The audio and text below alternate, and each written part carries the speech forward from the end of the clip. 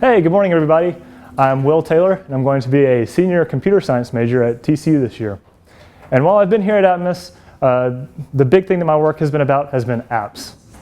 How can we use apps to help other parts of our company work more smoothly and better?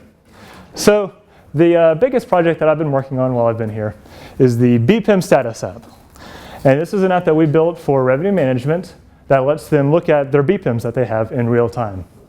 So what is a BPIM? It's pretty much a business process that we have to help fix something that's going wrong. And in the case of this app, usually it has to do with meters out in the field. So the app lets the managers see how many BPIMs each of their groups have at any given moment. And it lets them see it in real time. Since I've been here, we've finished version 1.0. It's been put out. And version 2 is coming on the way. And we also have an Android version in the works as well. And here are some screenshots from this app. On the left here, you see this is kind of like an overview. So the people in revenue management can come and see. These are totals, BPIM totals, for all of Atmos Energy. And then if you click anywhere in lots of different places in the app, you can see here on the right a graph will pop up. And it will show your BPIMs in a nice graph format.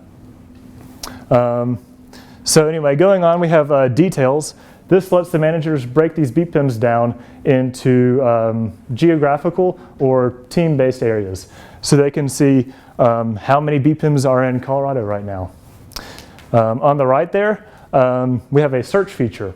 So if there's a very specific type of BPIM that you want to look at, you pick out your favorite one and you search for it, and a list pops up with all the ones that match. And you click the one that you're interested in seeing, and it'll give you the numbers for it. So the other big app that I've been working on is the CSO app. It stands for Customer Service Organization. And it has lots of things in it, but pretty much it displays emergencies that we have. So if there's a leak somewhere, that pops up. And it also shows stats for our call centers. It shows stuff like estimated waiting time, queue lengths, stuff like that. And another really big part about this app is that it lets managers at the call centers sign up for notifications. And these notifications go off whenever something goes over a threshold. So say that the estimated waiting time is over 60 minutes, they get a notification on their phone. Now this is a really big deal for us because currently, if they want to get this kind of information, they have to go to their computer and pull up some web browser and then go find the data. And they're only aware of this if they look at it on their computer or if an intern says, hey, we got a problem. So what this app does is it lets them, no matter what they're doing, if they're in a meeting or if they're working on whatever, they get a notification right there that says, hey, we got a problem, we need to go look at this. And so that is that app in a nutshell. Here are some screenshots from it. On the left here, we have our main menu. We worked really hard with this app to make the look and feel of it look very similar to our newly launched Atmos website. We wanted to try to keep those consistent. On the right there, we have our call stats.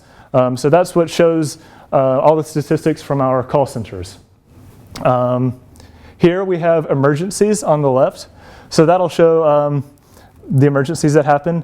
As the emergencies have been around longer, the colors change and look slightly more scary, as they should. And then on the right there, that's where we can, that's where the managers can go and sign up for these notifications. So there are all kinds of different things that they can specify what they want notifications for.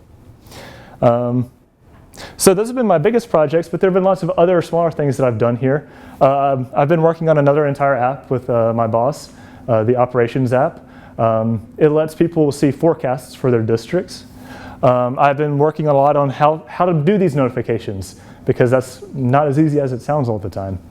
I've been doing that for iPhone and Android. AirWatch.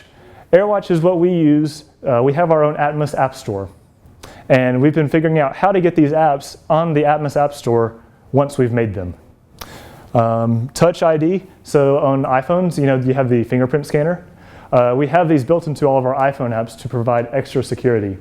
So if by whatever chance your phone does get stolen, they can't necessarily get into our apps. Mobile graphical design. how do you take all of this data that we have and squeeze it into a tiny screen? You know, lots of people here, or there are lots and lots of ginormous Excel spreadsheets, and it's pretty challenging to cram that down into a small screen like that. Bluetooth data transfer. How do we send files across iPhones? And then finally, XML data downloading. What that is it essentially lets my apps talk to our Atmos servers and get information about what we're trying to show. And that's about my stuff in a nutshell. So thank you.